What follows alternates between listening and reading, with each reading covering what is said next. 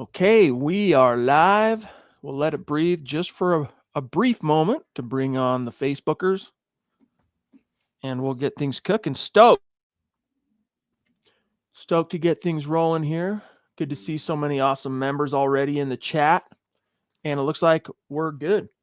Welcome in, everybody. It is the Mile High Huddle podcast. I'm your host, Chad Jensen, and with me, my fellow football priest. You know him, you love him, Zack Kelberman. Zack, it's been a crazy couple of days here in the United States of America, but getting back to football, first things first, we got an update on Dre Greenlaw from Sean Payton without really giving us an update. What do you make of that situation? Yeah, it's a non-update to an update. He said that there's nothing to update you guys on. There's still progress being made. I'm paraphrasing, but that was it. It was two sentences from Sean Payton. That was yesterday when Greenlaw didn't practice. Today, Chad, Greenlaw did not practice. He's not going to play on Sunday, barring a miracle. And I'm just wondering now, is it going to be a Lemon? Is it going to be a Randy Gregory? Or what are they going to get out of Greenlaw this season? It seems to me, Zack, that it was maybe... This is a theory, guys. This is not an insider thing. I'm saying it seems to me that maybe the Broncos went into this going, hey, we can afford to roll without Dre the first 2 weeks. So if he's not 100%, like hundo, let's hold him out till week 3. And I mean, the Broncos were, we got to be honest, with Justin Sternat in there, a very dominant defense last week. But we got to keep in mind, Zack, it was a rookie quarterback. As good as I think he's probably going to be in the league. It was a rookie quarterback without a lot of weapons. And this week, it's Daniel Jones, whether you want to buy into the resurgence thing or not, Zack. The Broncos, I think, feel like they can get by one more week without Dre Greenlaw. Yeah, I'll buy that theory. My own theory that I'm also increasingly buying, Chad, is I think Greenlaw was hurt way worse than the team was letting on. They blew it off, and Sean Payton treated it like it was a minor strain or whatever. He said the second quad injury was unrelated to the first, but the first one happened in April. It is now September. Greenlaw should be good to go. So I think the injury was worse always from the outset than Sean Payton wanted to admit. I think you're right. The second one, that second quad, which happened, whatever it was, Zack, a week into camp, Not even, yeah, it was the 31st. First or second padded practice is when he went down. Some hellos real quick. David Yunkin, good to see you. One of our valued members. Broncos defense is much better than the Dolphins was. VJ will not let Danny Dimes sit back and let him throw the ball. String guy canceled. Oh, you canceled the walnut, huh? The Taylor found a used custom Koa top. Oh, okay. El Cajono impression. Awesome, dude. You'll have to email me some pics. Super stoked. Shout out to let's see who else we got early. Todd.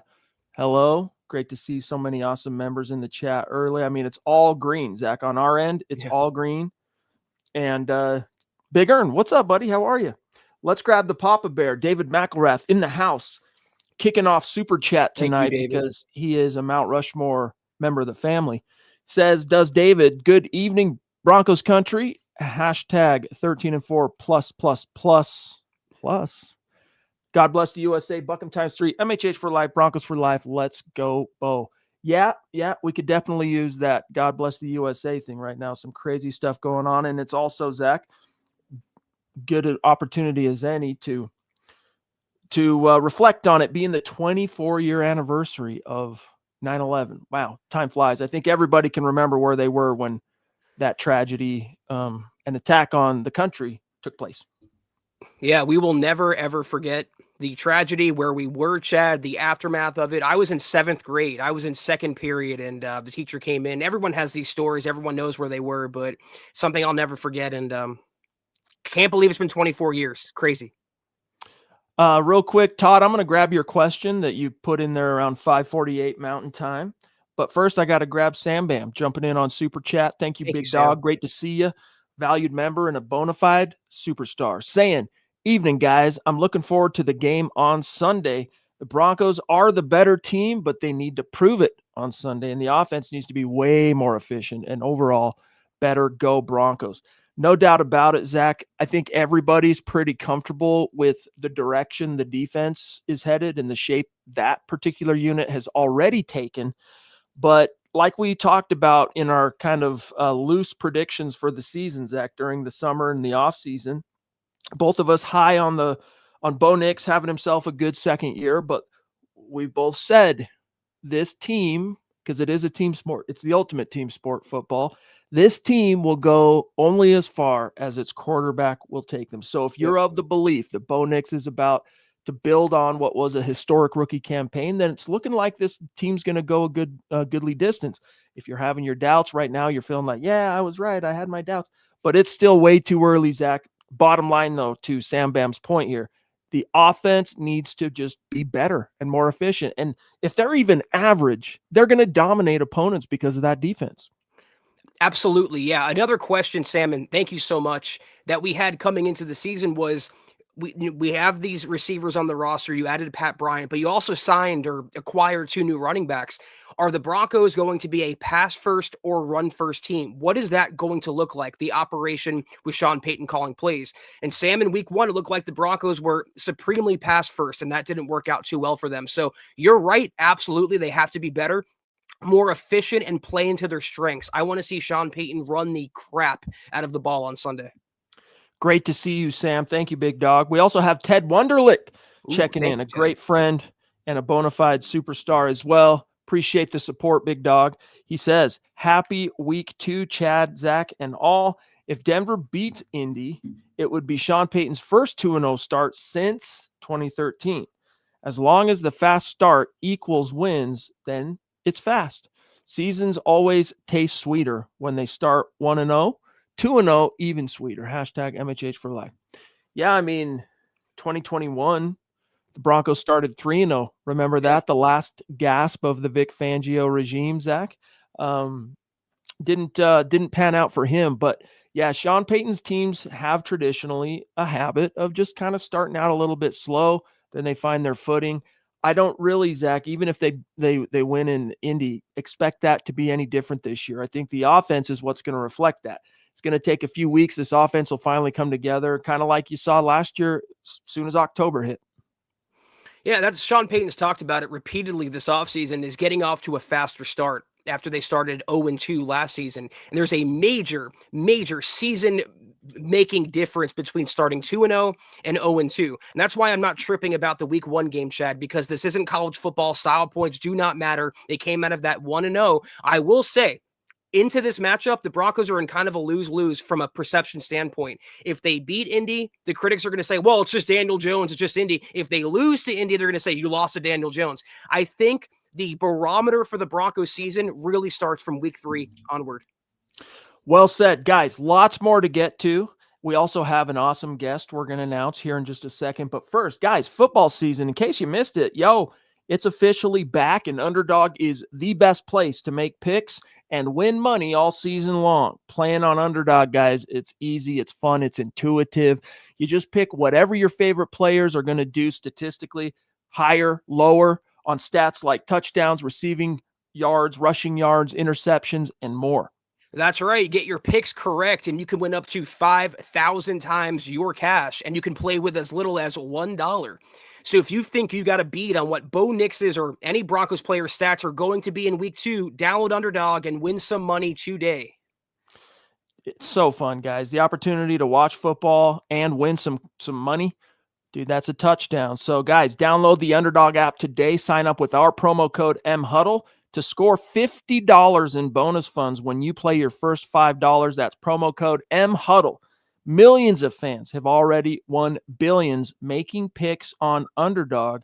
You got to ask yourself, will you be next? 18 plus, 19 plus in Alabama and Nebraska, 19 plus in Colorado for some games, 21 plus in Arizona, Massachusetts, and Virginia, and present in a state where Underdog Fantasy operates. Terms apply. See assets.underdogfantasy.com/web/play and get terms _DFS_.html for details. Offer not valid in Maryland, Michigan, Ohio, and Pennsylvania. Concerned with your play? Call 1-800-GAMBLER or visit www.ncpgambling.org. In New York, call the 24/7 Hope line at 1-877-8-HOPE-NY or text HOPE-NY 467-369. All right, guys, as I said, lots more to get to. I see other super chats stacked up. Don't worry, superstars and members and those who are supporting on Facebook, we're going to get to you. But first, we have the awesome opportunity to sit down with someone some of you may know. I mean, he's been in the chat before. We've had him on the show before. He also covers the Indianapolis Colts for our sister site on Colts on SI. and he's a stud. We love him. He's a friend. Drake Wally in the house. What's good, Drake?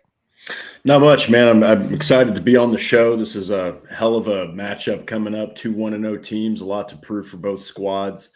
But yeah, man, I definitely got a lot of respect, especially for Sean Payton. So I'm excited to talk some football here with you guys. Dude, I watched the entire game, Colts Dolphins live while it was taking shape. Let me ask you something. Was there anything in that first game that genuinely surprised you as someone who covers the team daily? 2 things, Daniel Jones's performance. There was a lot of skepticism, especially with how bad he looked in New York. And then, I was one of those guys that was in the realm of belief that I personally think the Giants franchise, and they even are kind of showing it now. Maybe Jackson Dart can help out, but that's a franchise that really has just been fumbling, if you will, since Eli Manning. And I kind of thought, Daniel Jones had 208 sacks absorbed over 69 starts. That's not all on your quarterback. That's also on the talent you put around him. So I thought this was the best offensive unit, talent, scheme, coaching that he's had. But I did not expect him to go out there and play so clean. And the other side of it was just how much Tua Tagovailoa was befuddled by Lou Anarumo's scheme. So those were the 2 things that absolutely stood out the most. And I can't remember the last time I've seen the Colts drum somebody by 25 points.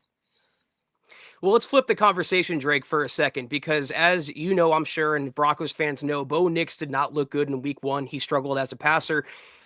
The defense with the Colts, it seems like from what I read, 2 cornerbacks are in danger of not playing. One is a concussion, one has a hamstring, I think. So would that be the easiest way to attack the Colts defense on Sunday, or should the Broncos still try to establish the run by any means possible?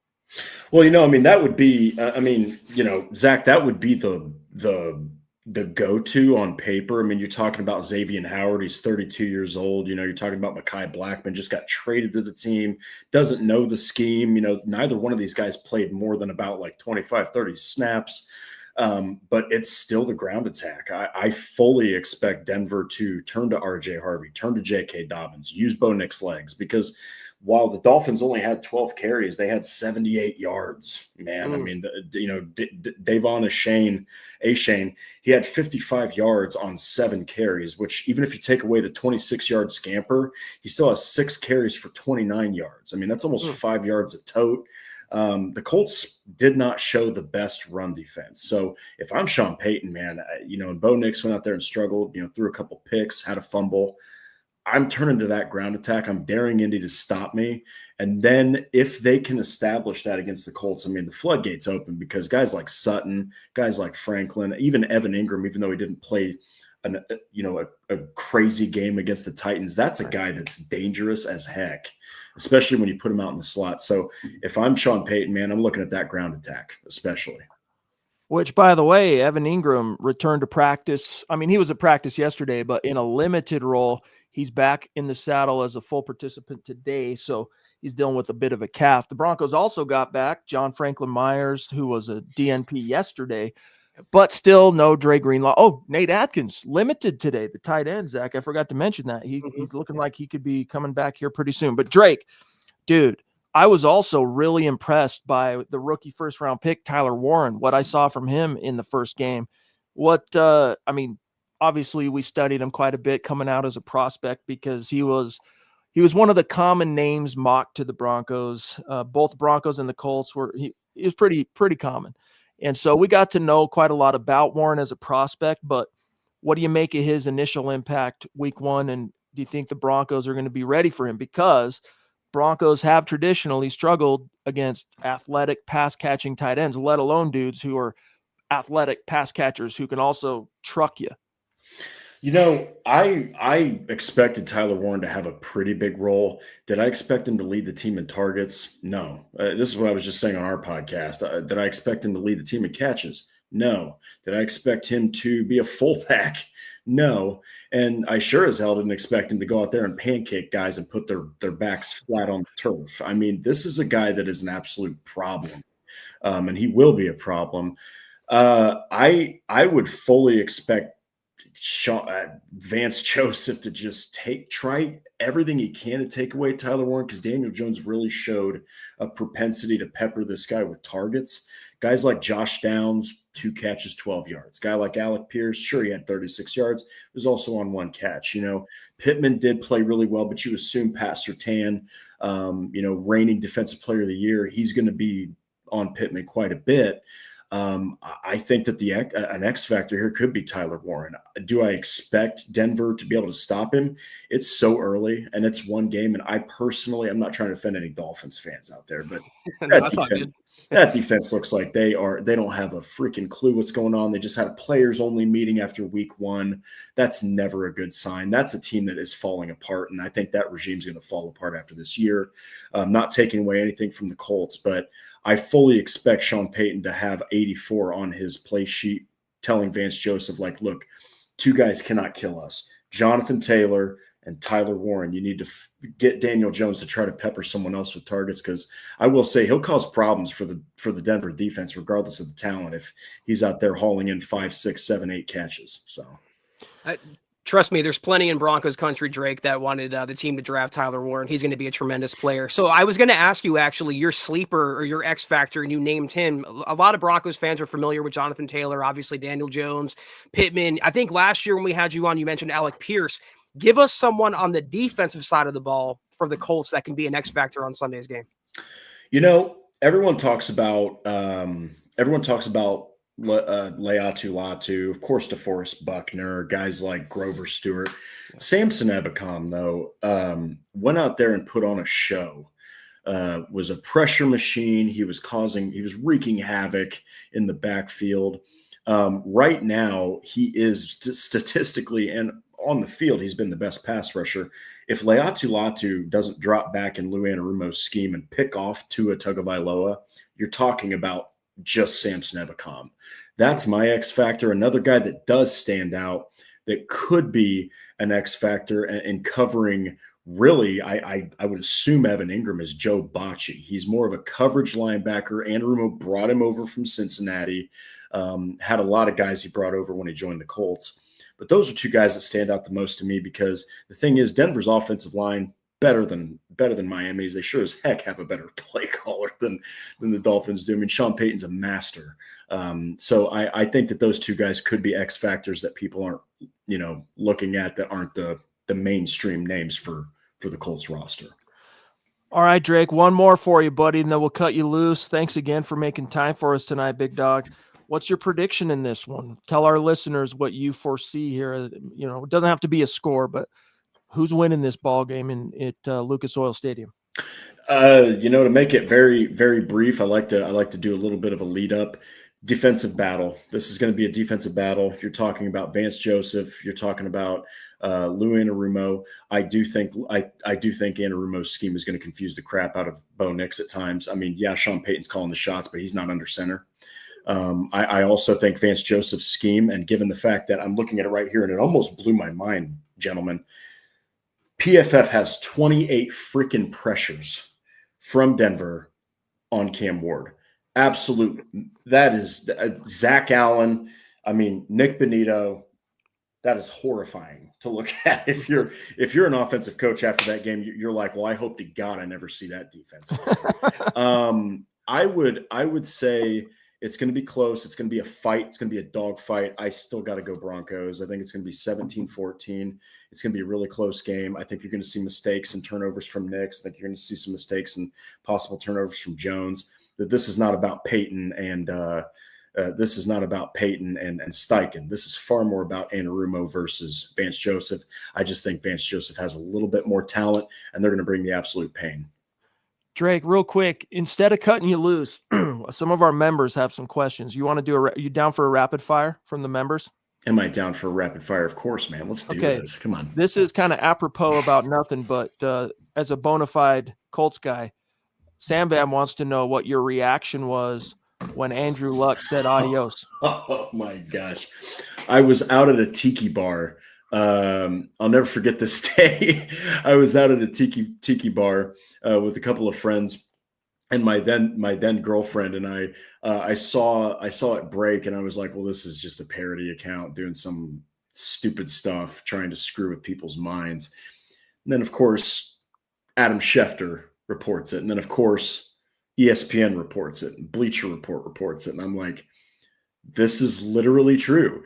And my first reaction was, what's going to happen now? And it's funny that you ask that, because ever since then, I can't recall a single time in NFL history when a general manager has had a franchise quarterback just gone. And the Colts have still not been able to pick up the quarterback pieces since Luck did that. You're hoping it's Jones, but my reaction was utter disbelief. I think I got over it more than some fans did, because some fans were out there burning his jersey. So yeah, I bet. All right, one more for you, bro. This Sure. is from our member stream guy. How would you compare Daniel Jones versus Bo Nix as young quarterbacks? Even though Daniel Jones, I mean, he's been in the league since 2019. Sure. But rapid fire. I think that Daniel Jones, he's bigger. He's got probably a little bit more of the cerebral aspect, like making the checks at the line of scrimmage, just because of the experience. But look, Bo Nix, I know that he's got the stats and stuff. I do think that there is certain things that you can take advantage of with this kid. I mean, the Colts last season with a very static defense got him to throw 3 interceptions, had him, kind of seeing different coverages than what was actually out on the field. I think that there's a lot of similarities in their struggles. I'm not going to lie. But I think when we're talking about the ceiling here, especially when you got Sean Payton, I think that Bo Nix, I mean, especially last year, he balled out, looked really good. So I think there's similarities there. But I think if we're talking about ceiling and potential, at least right now, until we see what Jones is going to do, I think Bo Nix has that on Jones. Guys, follow him on X at @DWalsterDrake. He is Drake Wally, the deputy editor of Indianapolis Colts on SI, and of course the Horseshoe Huddle podcast co-host. Bro, thanks for coming on. It's always a blast to talk with you. Appreciate your insights, and it'll be fun to see how it shakes out on Sunday. Yeah, Chad, Zach, you guys are absolute legends. It's going to be a battle. I hope I'm wrong about my prediction. I hope they kick the crap out of the Broncos. Thanks, Drake. Dog. Have a great rest of your week, huh? See you guys. All right, buddy. There he goes. Drake Wally. Awesome dude. Awesome dude. Yeah. And, the thing I like about Drake is, as you heard at the end there, Zach, yeah,